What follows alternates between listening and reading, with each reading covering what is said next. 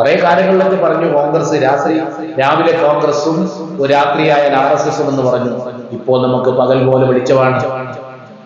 ഈ രാവിലെ CPM ആകുന്നവർ രാവിലെ തന്നെ BJPയിലേക്ക് പോവുകയാണ്.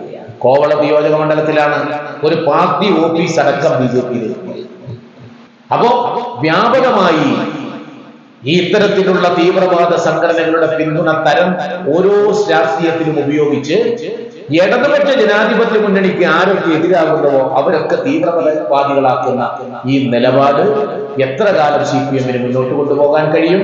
BJPയെ, വർഗീയ ഫാസിസത്തെ ഇന്ത്യ രാജ്യത്ത് എതിർക്കാൻ കോൺഗ്രസ് എന്ന് പറയുന്ന എന്ത് കുറ്റങ്ങളും കുറവുകളും ഉണ്ടെങ്കിലും കോൺഗ്രസ് എന്ന് പറയുന്ന ജനാധിപത്യ മതേതര പ്രസ്ഥാനത്തെ മുന്നിൽ നിർത്തിക്കൊണ്ടല്ലാതെ BJPയെ, RSSന്റെ വർഗീയതയെ നേരിടാൻ കഴിയില്ല എന്ന ഉത്തമ ബോധ്യമുള്ളത് കൊണ്ടാണ്. എന്ന് മുതലാണ് നിങ്ങൾക്ക് ജമാഅത്തെ ഇസ്ലാമി തീവ്രവാദികളായത്?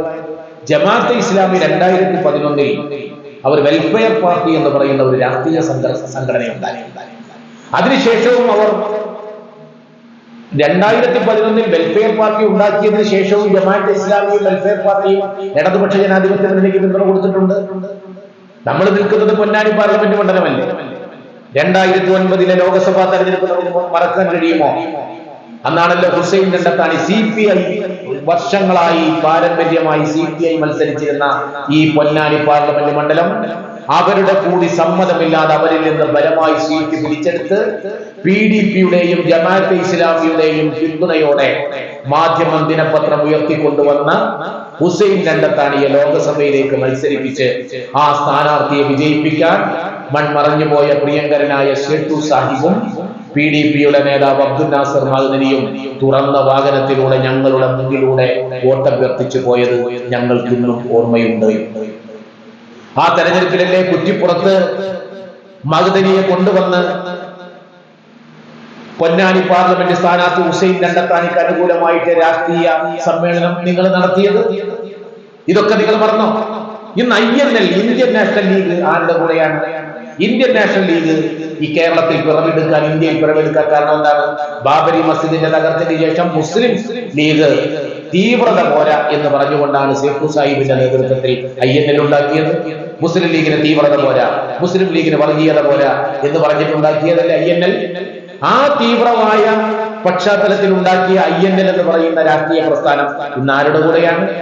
ജമാഅത്തെ ഇസ്ലാമി 2019 ലോക്സഭാ തെരഞ്ഞെടുപ്പിലാണ് ഇന്ത്യയിൽ വ്യാപകമായിട്ട് കോൺഗ്രസ് നേതൃത്വം നൽകുന്ന മുന്നണിക്ക് പിന്തുണ പ്രഖ്യാപിച്ചത്. 2019 ലോക്സഭാ തെരഞ്ഞെടുപ്പിൽ എന്തുകൊണ്ടാണ് 2019 ലോക്സഭാ തെരഞ്ഞെടുപ്പിൽ അങ്ങനെ വ്യാപകമായി പിന്തുണയുണ്ടായത്? 2019 ലോക്സഭാ തെരഞ്ഞെടുപ്പിൽ നരേന്ദ്രമോദി 5 കൊല്ലം ഭരിച്ചു, ഒരു തെരഞ്ഞെടുപ്പിനെ നേരിടുകയാണ്.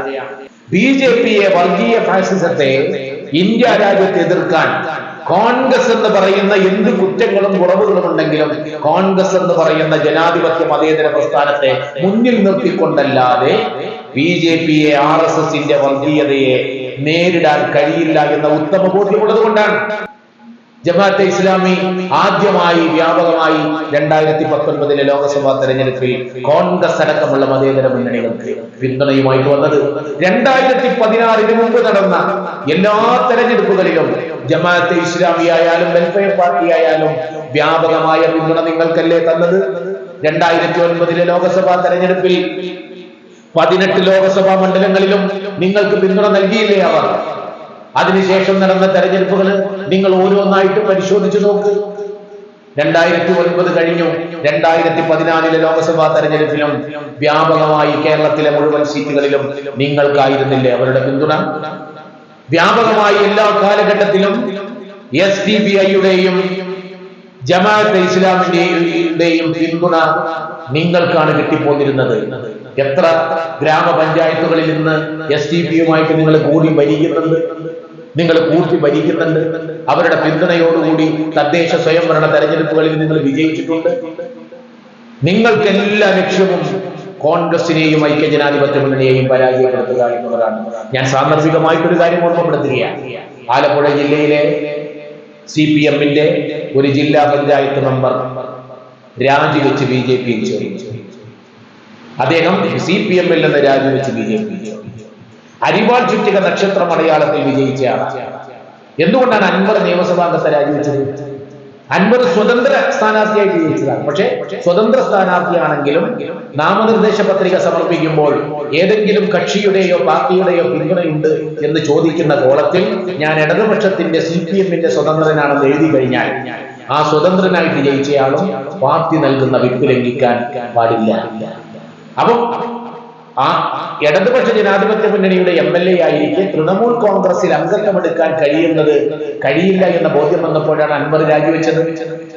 എന്നാൽ ആലപ്പുഴ ജില്ലയിൽ നിന്നുള്ള ഇടതുപക്ഷത്തിന്റെ CPM-ന്റെ ചിഹ്നത്തിൽ മത്സരിച്ച വ്യക്തി BJP-യിൽ ചേർന്നിട്ട് മാസങ്ങളായി. നിങ്ങൾ പരിശോധിച്ചോ?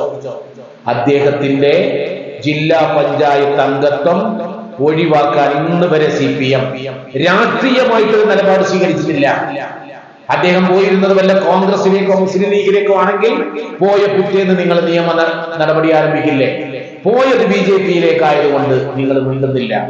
കുറെ കാലങ്ങളിലൊക്കെ പറഞ്ഞു കോൺഗ്രസ് രാവിലെ കോൺഗ്രസും രാത്രിയായ RSS എന്ന് പറഞ്ഞു. ഇപ്പോൾ നമുക്ക് പകൽ പോലെ വെളിച്ചമാണ്. ഈ രാവിലെ CPM ആകുന്നവർ രാവിലെ തന്നെ BJP-യിലേക്ക് പോവുകയാണ്.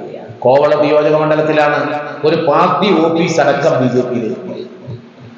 എന്നാൽ ലോക്സഭാ തെരഞ്ഞെടുപ്പിൽ നിങ്ങൾ തൃശ്ശൂര് നമ്മളൊന്ന് പരിശോധിച്ചു നോക്കും. തൃശ്ശൂർ ലോക്സഭാ തെരഞ്ഞെടുപ്പ് കഴിഞ്ഞപ്പോൾ 2021 നിയമസഭാ തെരഞ്ഞെടുപ്പിനേക്കാൾ 1,42,000 വോട്ട് CPM-ന് ഇടതുപക്ഷ ജനാധിപത്യ മുന്നണിക്ക് കുറഞ്ഞില്ലേ? 2 ലക്ഷം വോട്ട് BJP-ക്ക് കൂടി. എവിടെ പോയി വോട്ട്? എന്നാൽ കോൺഗ്രസ് 3-ാം സ്ഥാനത്ത് പോയില്ലെന്ന് ചോദിക്കും. കോൺഗ്രസിന് കുറഞ്ഞത് കേവലം 23,000 വോട്ട് മാത്രമാണ്. 2021 നിയമസഭാ തെരഞ്ഞെടുപ്പ് ലോക്സഭാ തെരഞ്ഞെടുപ്പ് പരിശോധിക്കുമ്പോൾ ഇടതുപക്ഷ ജനാധിപത്യ മുന്നണിക്ക് CPM-ന് കുറഞ്ഞത് 1,42,000 വോട്ടാണ്. 23,000 വോട്ടിന്റെ കുറവാണ് ഐക്യ ജനാധിപത്യ മുന്നണിക്കുള്ളത്. അപ്പോ വ്യാപകമായി ഈ ഇത്തരത്തിലുള്ള തീവ്രവാദ സംഘടനകളുടെ പിന്തുണ ഓരോ രാഷ്ട്രീയത്തിലും ഉപയോഗിച്ച് ഇടതുപക്ഷ ജനാധിപത്യ മുന്നണിക്ക് ആരൊക്കെ എതിരാകുന്നവോ അവരൊക്കെ തീവ്രവാദികളാക്കുന്ന ഈ നിലപാട് എത്ര കാലം CPM-ന് മുന്നോട്ട് കൊണ്ടുപോകാൻ കഴിയും? ഓരോ തെരഞ്ഞെടുപ്പിലും ജമാഅത്തെ ഇസ്ലാമിയുടെയും PDP-യുടെയും SDPI-യുടെയും പിന്തുണ ഓരോ സമയത്ത് പോയി അവരുടെ നേതാക്കന്മാരെ ഓഫീസിൽ കണ്ട് സ്വീകരിച്ച പാരമ്പര്യമുള്ള പ്രസ്ഥാനമാണ് CPM. ഇത് കേരളത്തിലെ ജനങ്ങൾക്കറിയാം.